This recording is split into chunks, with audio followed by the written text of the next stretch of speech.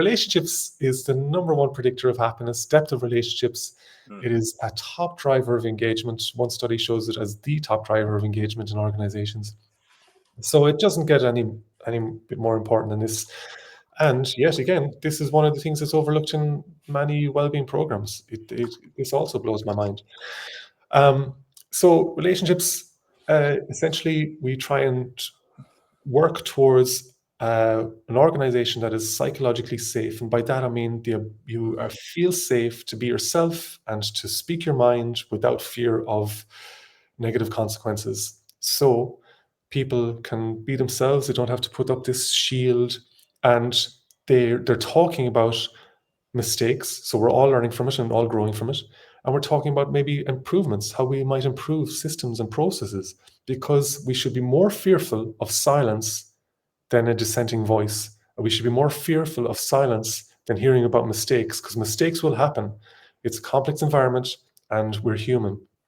So if you're not hearing about mistakes, they're still happening, but people aren't talking about them in terms of a way that we can learn from it and grow from it.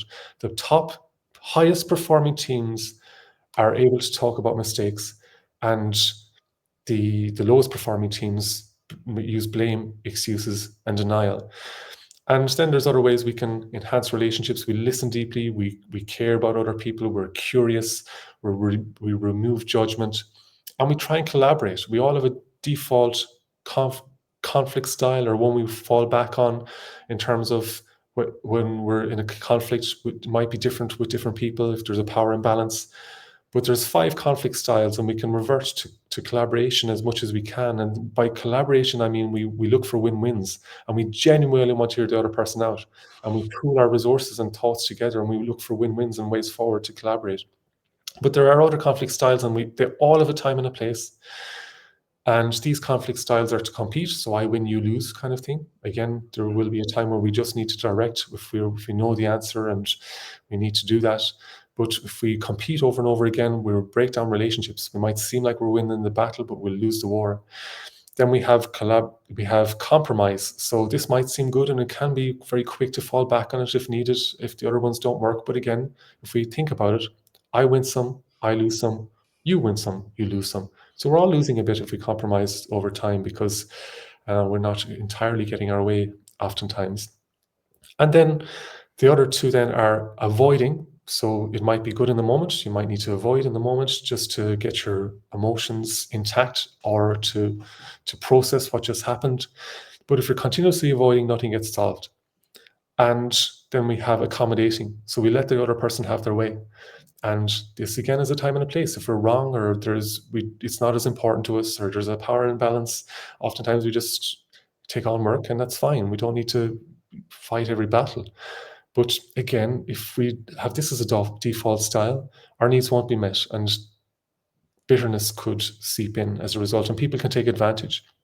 So to identify our conflict style, and there's free ones, and there's ones we can take that we can pay for. It's called Thomas and Killman conflict styles. You can take that test, or have introspection and talk to each other about what our conflict styles are, and purposefully work towards collaborating more often.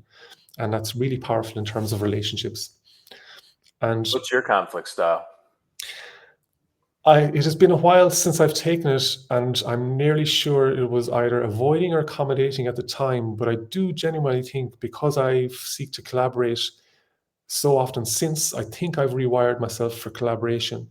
And the wonderful thing about collaborating is that the thing about it is that it brings even competitors on side, because they feel like they're being heard, and they're more likely to adapt to someone that is willing to listen and then pool their responses together, because they respect them too, because they're willing to listen, but they're also willing to give their own opinions.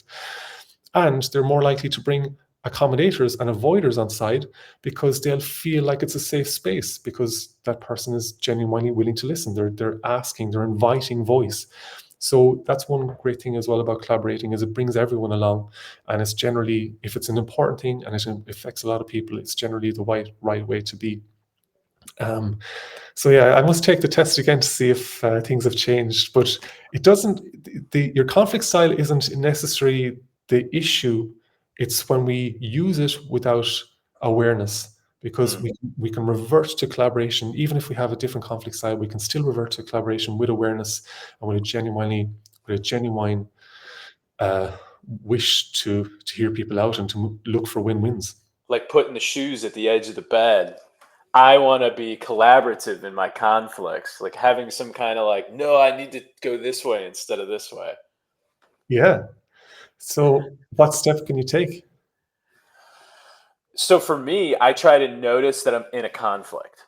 Oh, Yeah. a conflict is happening. You know what I mean? Like, oh, like it's happening now. So just like instead of being washed down the river of the feelings into how I typically respond to the feelings, I'm looking for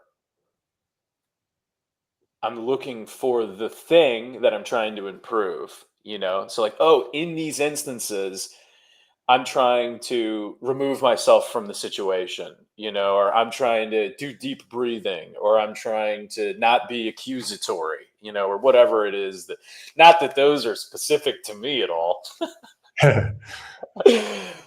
So that's what I do. What about you? How do you try to put the line in the sand so that you're not avoidant but collaborative? Yeah, well, I love what you just said there. That's great awareness. You know, in the moment, you're purposefully choosing your response and what you would like to do more of, and that's all you can ask of yourself. And then you take the steps and you keep learning and growing. And I would say the same. You know, I would take that deep breath and realize that my thoughts aren't necessarily true or kind or helpful. And just because someone has a different opinion than mine doesn't make them the enemy.